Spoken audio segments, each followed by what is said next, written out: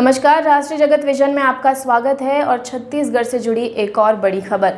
Chhattisgarh police ने महादेव सट्टा app मामले में भूपेश बघेल को आरोपी बनाया है, एफआईआर दर्ज की है। 6000 करोड़ के इस घोटाले में कई और आरोपियों को नामित किया गया है। वहीं भूपेश बघेल की मुश्किलें अब लगातार बढ़ती जा रही हैं, क्योंकि वो राजनांदगांव लोकसभा चुनाव से प्रत्याशी हैं, चुनाव लड़ने के लिए तैयार हैं। तो इन मुश्किलों के बीच भूपेश बघेल ने भी एक पीसी ली और कहा कि मेरा ही नाम क्यों लिया जा रहा है। जिन अधिकारियों के नाम पहले सामने आए हैं, अब तक उन पर कोई कार्रवाई आखिर क्यों नहीं हुई है। आइए देखिए क्या है पूरा मामला। जब आपने एफआईआर दर्ज किया, एफआईआर की कॉपी हमारे पास है। उस एफआईआर की कॉपी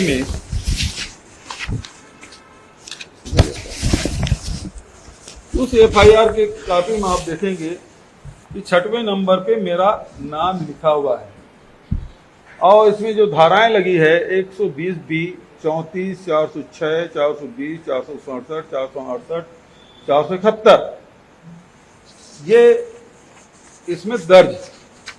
छत्तीसगढ़ पुलिस ने महादेव ऑनलाइन बुक ऐप घोटाले में पूर्व मुख्यमंत्री भूपेश बघेल को भी आरोपी बनाया है। करीब 6000 करोड़ के इस घोटाले में ईडी ने कई और के खिलाफ कार्रवाई की है। खास बात यह है कि बघेल इस समय राजनांदगांव सीट से लोकसभा का चुनाव लड़ रहे हैं। ईडी के पत्र के बाद ईओडब्ल्यू एसीबी ने भूपेश बघेल के खिलाफ प्रकरण दर्ज किया है। प्रथम सूचना रिपोर्ट में बघेल पर भारतीय दंड संहिता के तहत धोखाधड़ी, आपराधिक साजिश, विश्वासघात और जालसाजी से संबंधित विभिन्न धाराओं और भ्रष्टाचार निवारण अधिनियम की धारा 7 और 11 के तहत आरोप लगाए गए हैं। आर्थिक अपराध शाखा 4 मार्च को रायपुर में प्रकरण दर्ज किया है। एफआईआर में बघेल के साथ जिन लोगों के नाम हैं, उनमें महादेव के प्रमोटर सौरभ चंद्राकर और रवि उप्पल, 16 अन्य नामित आरोपी व्यक्ति और सीएम के रूप में उनके कार्यकाल के दौरान अनाम नौकरशाह, पुलिस अधिकारी और विशेष कर्तव्य पर अधिकारी शामिल हैं।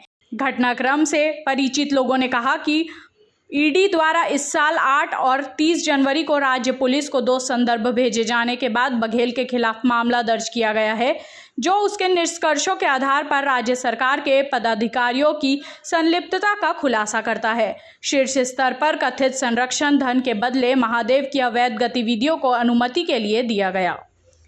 बताया गया कि वित्तीय अपराध जांच एजेंसी ने नवंबर 2023 में आरोप लगाया था कि चंद्राकर और उप्पल ने बघेल को 508 करोड़ रुपए की रिश्वत दी थी। दोनों वर्तमान में संयुक्त अरब अमीरात की एक सुविधा में हिरासत में हैं और प्रत्यर्पण अनुरोध पहले ही विदेश मंत्रालय के माध्यम से भेजा जा चुका है।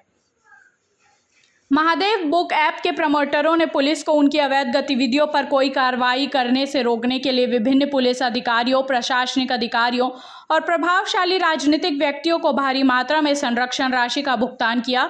यह पैसा हवाला ऑपरेटरों के माध्यम से पुलिस और प्रशासनिक अधिकारियों तक पहुंचता था और फिर आगे अन्य वरिष्ठ पुलिस अधिकारियों और प्रभावशाली राजनीतिक व्यक्तियों तक पहुंचता था।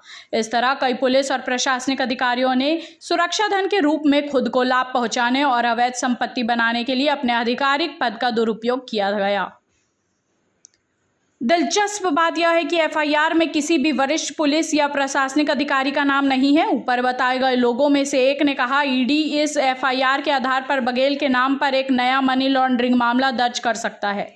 दिसंबर में विधानसभा चुनाव हारने के बाद बघेल राजनांदगांव सीट से लोकसभा चुनाव लड़ने के लिए तैयार हैं। ईडी के निष्कर्षों का हवाला देते हुए एफआईआर में दावा किया गया है कि महादेव बुक ऐप और उसकी सहयोगी कंपनियों ने मिलकर अवैध रूप से हर महीने 450 करोड़ रुपए की अपराध आय एकत्र की। ईडी ने 8 जनवरी को छत्तीसगढ़ पुलिस को एफआईआर दर्ज करने के लिए कहते हुए अपने पत्र में कहा, चंद्रभूषण वर्मा ने एक चौंकाने वाला खुलासा किया, जिसमें खुलासा किया गया कि छत्तीसगढ़ में पुलिस अधिकारी नौकरशाह गैरकानूनी सट्टेबाजी गतिविधियों को नजरअंदाज करने के लिए अवैध रूप से रिश्वत ले रहे थे।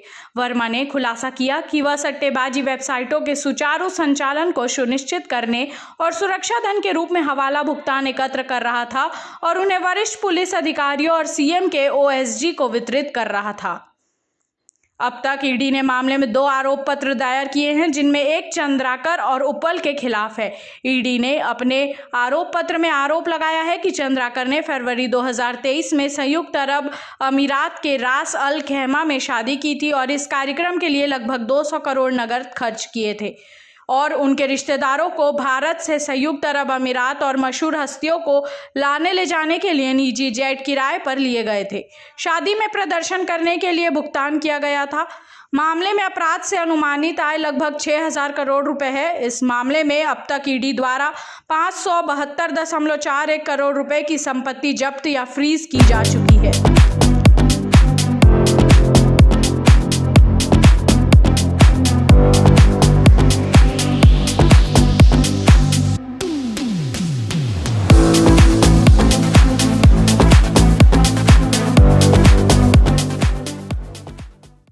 और भी खबरों के लिए बने रहिए राष्ट्रीय जगत विजन के साथ। हमारे चैनल को लाइक करिए, सब्सक्राइब करिए और नोटिफिकेशन के लिए बेल आइकन ज़रूर दबाइए। नमस्कार।